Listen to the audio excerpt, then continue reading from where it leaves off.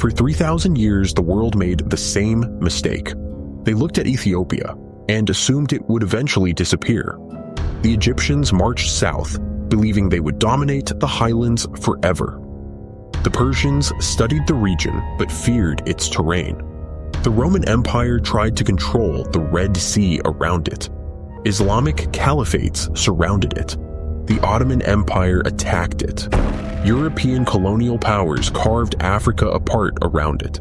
And finally, in the 20th century, fascist Italy arrived with tanks, poison gas, aircraft, and one terrifying certainty: that Ethiopia would become just another colony. But something happened there that almost never happens in history. Ethiopia survived. Not for decades, not for centuries, for millennia. Dynasties collapsed around it. Religions rose and fell around it. Empires appeared like storms and vanished into dust. Yet the civilization in the Ethiopian highlands endured. How did one African kingdom resist wave after wave of invasion while nearly the entire continent fell under foreign rule? Why did ancient Greeks call Ethiopia the land closest to the gods? How did a kingdom hidden in the mountains become one of the oldest Christian civilizations on Earth? And why did Ethiopia become the single obsession that European empires could never fully conquer? This is the story of the civilization that survived every empire. To understand Ethiopia, you must first forget the modern map of Africa, because Ethiopia was already ancient when many nations did not yet exist. Long before Rome, before Islam, before medieval Europe, before England, France, or Russia.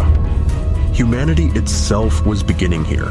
The Ethiopian highlands and the Horn of Africa stand near one of the greatest thresholds in human history. Some of the oldest human ancestors ever discovered were found in this region. For millions of years, volcanic mountains, deep valleys, and vast plateaus isolated communities from the outside world, while simultaneously connecting Africa to Arabia and Asia through the Red Sea. This geography became Ethiopia's first great weapon. The land itself was a fortress. Massive cliffs, cold mountain passes, hidden valleys, elevations reaching over 14,000 feet. Invading armies entering Ethiopia often discovered the same horrifying reality. The terrain was fighting them. Even supplying an army became nearly impossible. And yet isolation alone does not explain Ethiopia's survival. Many isolated civilizations vanished. Ethiopia endured because it transformed geography into identity. Around the first centuries after Christ, a powerful kingdom emerged in the northern highlands, Aksum. Today, few people realize how enormous its influence once was. Ancient Persian writers described it. Roman merchants traded with it. Arab historians feared its fleets. At its height, the Kingdom of Aksum controlled trade routes connecting Africa, Arabia, India, and the Mediterranean world. Ivory, gold, frankincense, slaves, exotic animals. Everything passed through the Red Sea, and Aksum stood directly in the center of it. The kingdom became so powerful that ancient historians ranked it among the 4 great powers of the world, alongside Rome, Persia, and China. But Aksum possessed something even more dangerous than wealth. It possessed continuity. Unlike many empires built entirely on conquest, Ethiopia's power fused trade, religion, mountain warfare, and dynastic legitimacy into one unified civilization. Then something happened that would permanently separate Ethiopia from almost all of Africa. In the 4th century, the Aksumite king Ezana converted to Christianity, not centuries later like much of Europe. Earlier, Ethiopia became one of the first Christian states on Earth, and this decision would reshape its destiny forever. Christianity in Ethiopia did not simply become a religion. It became a fortress. Churches were carved directly into mountains. Monasteries were hidden on isolated cliffs. Priests guarded ancient texts written in Ge'ez, a language already becoming sacred. While Europe descended into chaos after the fall of Rome, Ethiopian monks preserved traditions nearly untouched for centuries. And because Ethiopia sat beyond deserts and mountains, it evolved separately from both Europe and the Islamic world. This isolation created one of the most unique civilizations on Earth.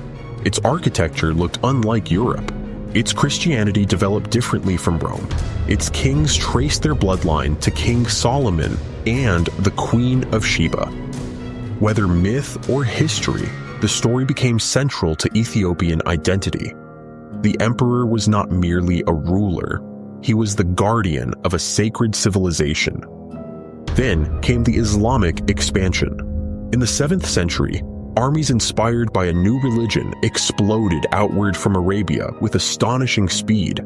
The Byzantine Empire lost entire provinces. Persia collapsed completely. Across North Africa, ancient kingdoms disappeared beneath the expanding caliphates.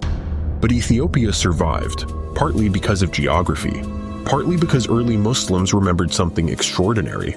According to Islamic tradition, when the followers of the Prophet Muhammad faced persecution in Mecca, some fled across the Red Sea seeking refuge in Ethiopia, and the Ethiopian king protected them.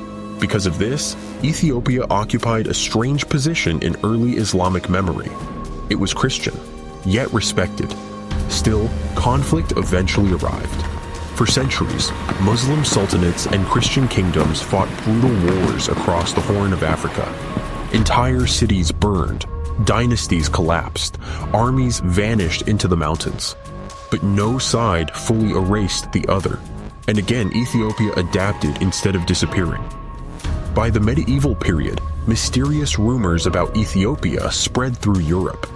Many Europeans believed a legendary Christian king called Prester John ruled somewhere deep in the East or Africa. For centuries, explorers searched for him. In reality, they were hearing distorted echoes of Ethiopia. To Europeans surrounded by powerful Islamic empires, Ethiopia appeared almost mythical. A Christian kingdom isolated deep inside Africa, surviving against impossible odds. Then in the 16th century, Ethiopia faced one of the greatest threats in its history. The forces of Ahmad ibn Ibrahim al-Ghazi, known to Ethiopian chronicles as Ahmad Gran, invaded with firearms supplied through Ottoman connections. Churches were destroyed. Ancient manuscripts burned. Entire regions collapsed. It seemed the Ethiopian state was finally reaching its end. But once again, the mountains absorbed the invasion. Local resistance continued. Alliances formed, and eventually the invaders were pushed back. Ethiopia survived another empire. Then came Europe.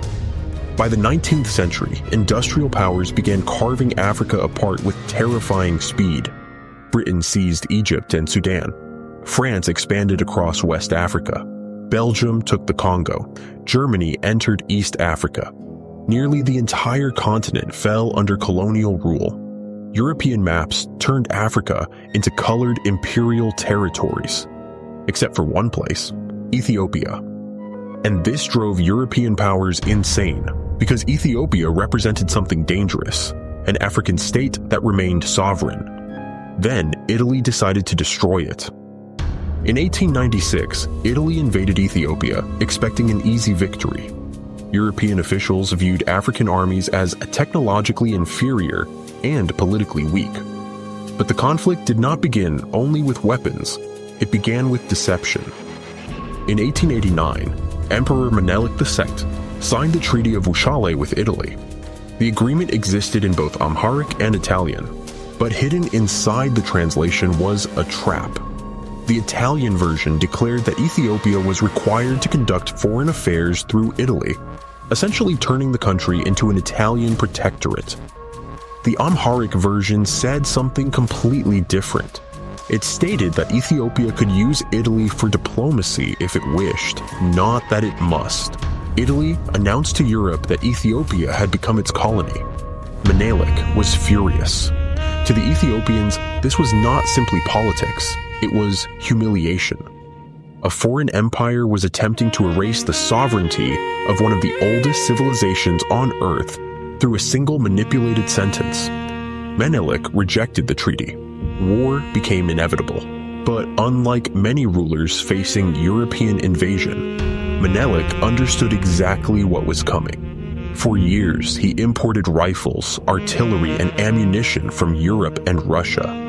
He united rival nobles and regional armies under a single banner. Priests traveled through the highlands carrying crosses and calling the population to defend the Christian kingdom. Then, something extraordinary happened. Hundreds of thousands answered: farmers, warriors, monks, nobles. An enormous Ethiopian force began moving north through the mountains toward Adwa. And as the army marched, another story spread among the soldiers. That St. George himself was riding with them.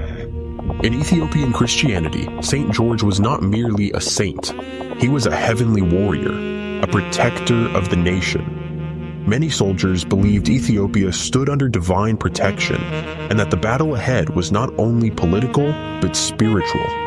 Priests carried icons of St. George through the camps. Warriors prayed before combat. Some later claimed they saw a white horse moving through the smoke of battle. Whether miracle, legend, or faith, born from desperation, the belief transformed the Ethiopian army into something the Italians completely failed to understand. Because the Italians believed they were fighting another colonial war. But the Ethiopians believed they were defending a sacred civilization.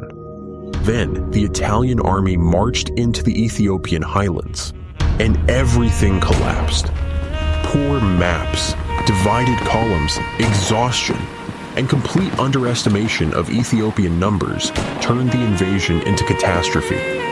At the Battle of Adwa, Ethiopian forces annihilated the Italian army. Thousands of Italian soldiers were killed or captured. For the first time in the colonial era, a major African army had decisively defeated a European imperial power in open battle. The psychological impact was enormous. Across Africa and the Black diaspora, Ethiopia became a symbol of resistance, a proof that European conquest was not inevitable. But Italy never forgot the humiliation, and decades later, it returned. For nearly 40 years, the defeat at Adwa haunted Italy like a wound that refused to heal. European newspapers had called it a humiliation, an embarrassment, proof that a modern European army had been crushed by an African empire. And one man became obsessed with erasing that memory: Benito Mussolini. To the fascist regime, Ethiopia was not merely territory, it was revenge. In 1935, Italy launched another invasion. But this was no longer the age of rifles and cavalry. Now came aircraft, bombers, tanks, machine guns, poison gas. Entire villages vanished beneath explosions. Rivers and fields were contaminated with mustard gas. Civilians suffocated in clouds of chemicals drifting across the highlands. The world watched in horror. Ethiopia appealed to the League of Nations, the international organization supposedly created to prevent wars of aggression, and the League failed completely. Sanctions were weak, major powers hesitated. No one truly stopped Mussolini. For the Ethiopians, the message was devastating. They stood alone. Yet even under overwhelming technological superiority, Italy encountered the same ancient enemy that had broken invaders for centuries: the Ethiopian highlands. Occupation became difficult. Resistance movements formed almost immediately. Patriots hid in mountains and valleys, launching attacks before disappearing into the terrain. And then Emperor Haile Selassie did something extraordinary. He traveled to Geneva and stood before the League of Nations itself. His speech became one of the most chilling warnings of the 20th century. He told the world that what was happening in Ethiopia would not stop in Ethiopia. "It is us today," he warned. "It will be you tomorrow." Few listened. But history proved him right. Only a few years later, Europe itself descended into the inferno of World War II. And when global war finally erupted, the British and Ethiopian resistance forces pushed the Italians out. Again, Ethiopia survived.